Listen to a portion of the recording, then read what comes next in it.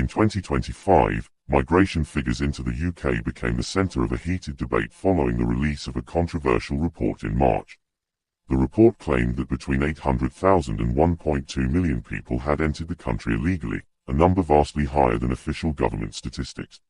However, shortly after its publication, the government moved swiftly to shut down the poll and dismiss the results. Critics argue that this action was an attempt to suppress inconvenient data and control the narrative around immigration numbers. From March to December 2025, the situation only grew more complex. Despite the government's efforts to close down independent statistics and restrict the release of migration data, it continued to publish its own studies that often contradict what other organizations and observers are recording on the ground. This has created a climate where only government-approved figures are allowed to be discussed publicly, effectively silencing other voices and independent analyses. The government's monopoly on migration data means that the public is left in the dark about the true scale of unauthorized migration. While official statements claim that only around 41,000 migrants crossed the English Channel in small boats during the entire year, other evidence suggests the numbers are far higher. This discrepancy raises serious concerns about transparency and accountability. It cannot go on like this. The British public deserves to know the full truth.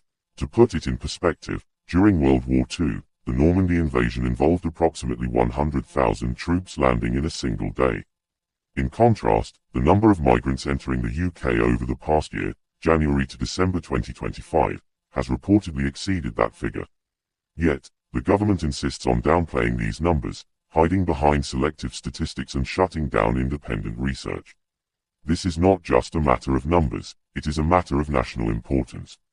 The lack of clear, honest data undermines public trust and hampers effective policy making. The government must stop controlling the narrative and start providing full, transparent statistics. The British people have a right to know what is happening at their borders and within their communities. The time for secrecy and obfuscation is over. It is time for truth, transparency, and accountability.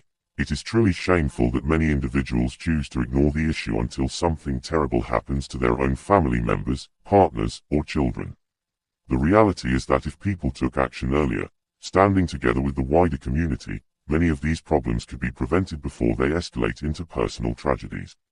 Waiting for harm to come close before caring or acting is not only selfish but also deeply irresponsible. It reflects a dangerous mindset that allows issues to fester unchecked, putting everyone at greater risk.